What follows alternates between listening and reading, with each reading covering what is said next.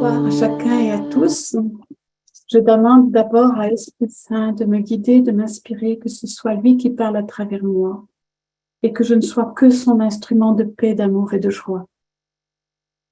Je suis Marie-Thérèse, je suis mariée, j'ai 4 enfants, 7 petits-enfants et j'habite en région parisienne et je vais régulièrement aux rencontres lorsque le père Claudio vient en région parisienne. Voilà, donc je l'ai entendu juste avant le début du carême. Il a proposé le jeûne des 40 jours. Il a demandé qui était intéressé. Moi, j'étais la première à lever les 2 mains. Très bien, sauf qu'après, il n'y a pas eu de suite parce que je ne savais pas comment recontacter la mission Roi. Et puis donc, le début n'était pas très facile parce que je ne savais pas comment annoncer à mon mari que j'avais jeûné 40 jours. C'était un gros challenge pour moi.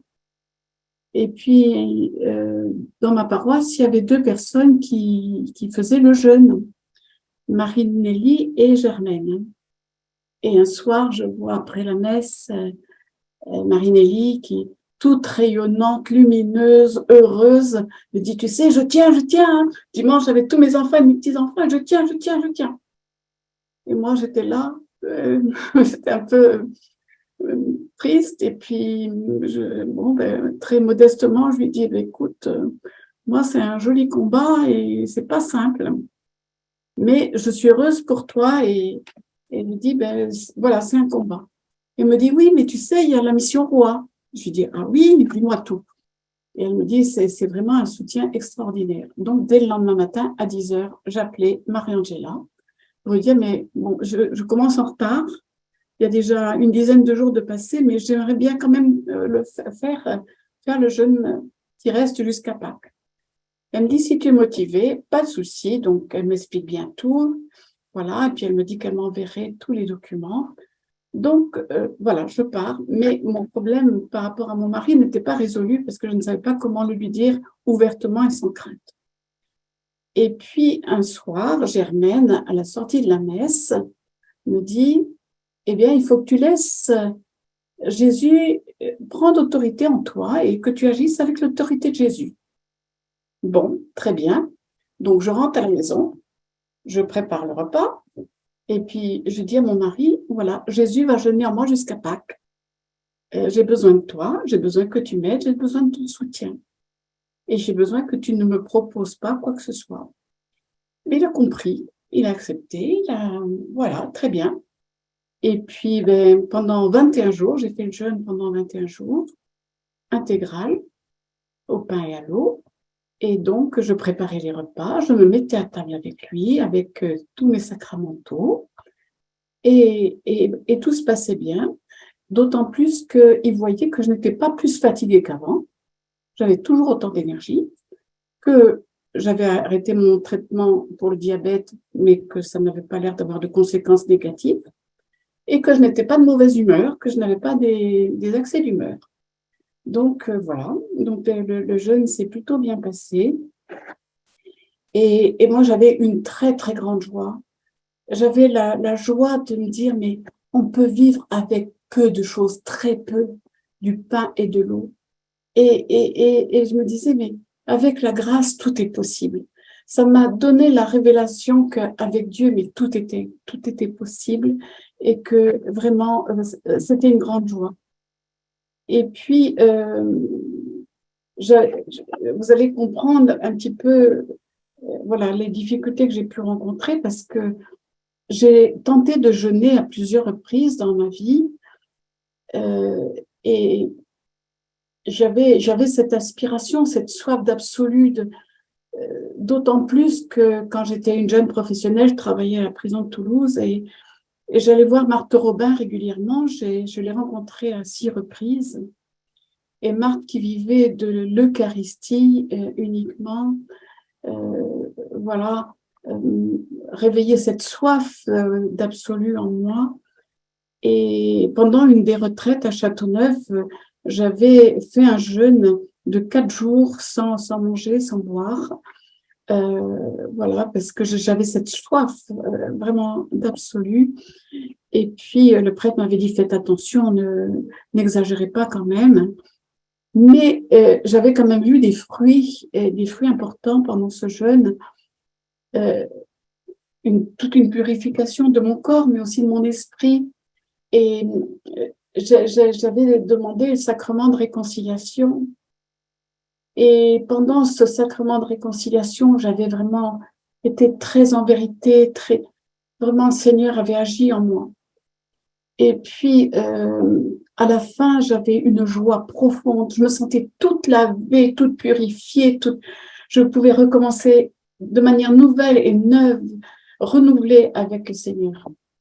Et même si j'ai fait des parenthèses au niveau du jeûne dans ma vie, j'avais quand même cette joie et cette sensation de pureté qui laissait la place au Seigneur en moi, qui restait bien imprégné avec ce désir. Donc, j'ai fait quand même un certain nombre de jeûnes, d'autant plus que j'avais beaucoup de guérisons à vivre. Je demandais toujours au Seigneur de me guérir parce qu'enfant, j'avais été abusée et j'avais subi beaucoup de violences. Et j'avais été très dévalorisée. On m'avait toujours dit que j'étais moins que les autres, que je ne réussirais jamais. Et c'était des regards que j'avais épousés, par rapport à moi-même. Et par rapport à la violence, j'avais des peurs, la peur d'exister, la peur de parler ouvertement et sans crainte. Et par rapport à mon corps, eh bien, les rondeurs que je pouvais avoir me protéger des autres, empêcher les autres de me faire mal, de m'approcher, de me faire mal. Donc, c'était toute une protection et toute une guérison que j'ai tout au long de ma vie supplié le Seigneur, guéris-moi, libère-moi, sauve-moi. J'ai demandé, mais Seigneur, que j'existe ouvertement et sans crainte, que j'ose dire franchement les choses, parce que mon refuge, c'était me taire, me replier et me protéger. Donc, dans mes jeûnes et dans mes prières et dans les prières charismatiques où je pouvais demander la prière, je criais vers Dieu. Et j'ai fait, donc, les derniers jeûnes que j'ai faits, je suis retombée parce que quelquefois la nourriture aussi était un pansement sur une plaie infectée. Donc, ben je n'avançais pas, quoi.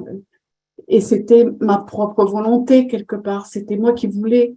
Je demandais à Dieu, mais il y avait quand même toute une part de volonté qui faisait que le Seigneur ne pouvait pas accomplir tout ce qu'il souhaitait, tout ce que je lui demandais, voilà.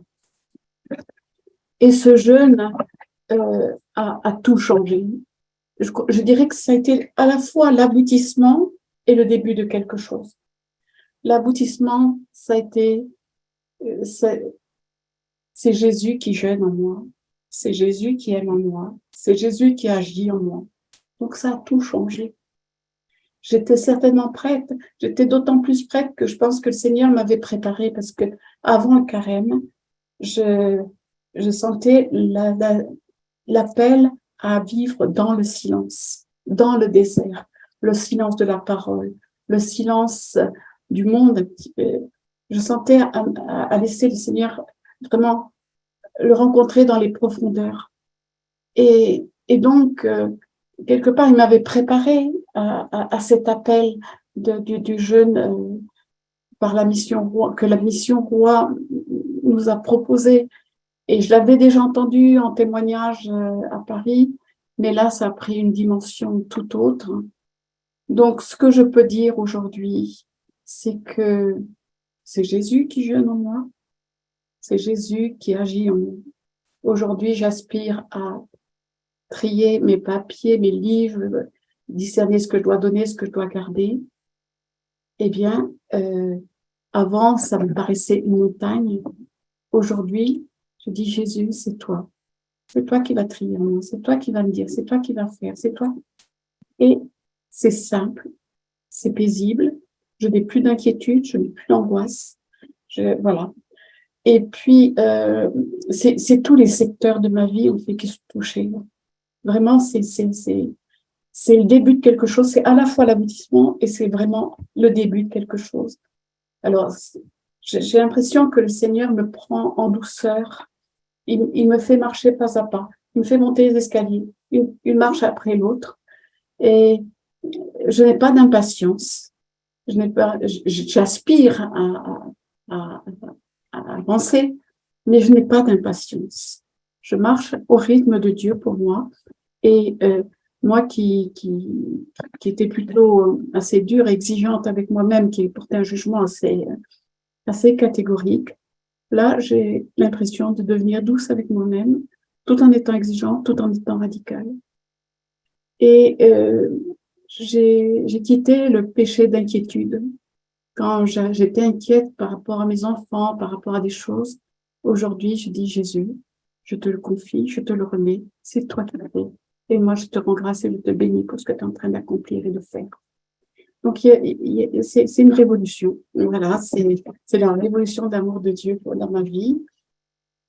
Et je dirais même que Jésus m'apprend à m'aimer, parce que mon problème, c'était pas de pardonner aux autres, c'était de me pardonner à moi-même, c'était de m'accepter tel que j'étais, c'était de me regarder avec les yeux de Jésus, quelqu'un qui avait un potentiel, qui avait des capacités.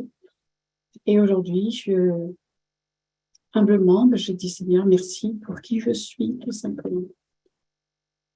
Voilà, je dirais que par rapport à mon mari, il n'est pas pressé, il n'est pas empressé que je refasse des jeûnes. Je me sens appelée à continuer. Je voudrais dire que je tiens à remercier la mission Roua, que ce que la mission Roua m'a apporté n'a pas de prix, n'a pas de prix. C'est vraiment, pour moi, c'est un peu le ciel sur la terre. Alors bien sûr que je vais participer, et financièrement, je sais que ça coûte et que ça demande de l'énergie. Mais au-delà de ça, je dirais que pour moi, ça me fait goûter la dimension du ciel. La dimension du ciel dans le sens où on se donne le meilleur, on se donne Dieu les uns les autres. Et je tiens à remercier le Père Claudio, je tiens à remercier Marie-Angélée, toute l'équipe, Marie-Nelly bien sûr et Germaine. Et je tiens à remercier aussi pour les envois quotidiens. Moi, dès le matin, j'attendais vite les documents, puis je les dévorais. Et du coup, je les ai tous reliés et je les reprends maintenant. Et je vais, notamment la neuvaine du ventre maternel, la neuvaine sur les liens générationnels et sur l'intercession. C'est une prière, ce sont des prières, ce sont des neuvaines que je vais reprendre pour chacun de mes enfants. Je vais reprendre ma relation à chacun de mes enfants, comment je les ai attendus, et comment je les ai éduqués, comment je les ai aimés, comment je les ai pas aimés, je vais reprendre chacune de ces neuvaines pour chacun de mes enfants.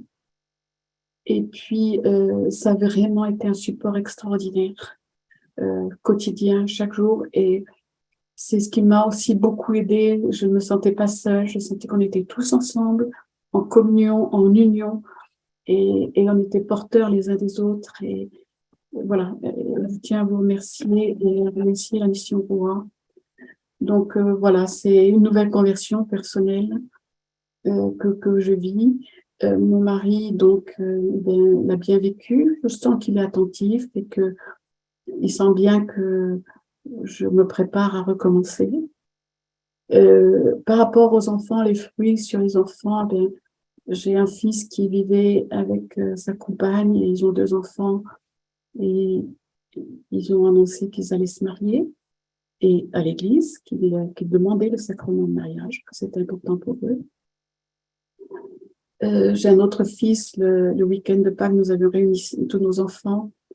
Et un de mes fils ne voulait pas venir avec son épouse et ses 3 enfants parce que il y avait des tensions avec une autre belle-fille, enfin, une de ses belles-sœurs. Ils sont venus. Voilà, le week-end s'est passé dans la paix, dans l'harmonie, dans la joie. Voilà, donc je peux dire ça. Moi, personnellement, à la fois, je suis beaucoup dans l'intériorité, beaucoup me taire, beaucoup écouter, écouter le Seigneur, agir et faire. Et puis en même temps, j'ai beaucoup d'amour pour les autres.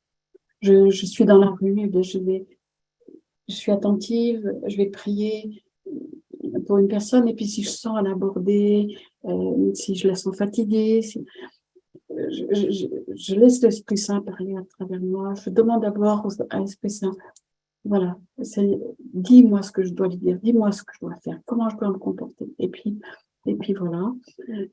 Et puis, quand je suis dans les transports, quand je suis dans les bouchons, je prie pour les personnes qui sont là, pour leur famille, et puis après ça passe à Paris, et puis après ça passe à la France, et puis après ça passe au monde. Voilà, donc il y a des choses qui se libèrent, Et puis, en 2015, il y a eu un événement très douloureux.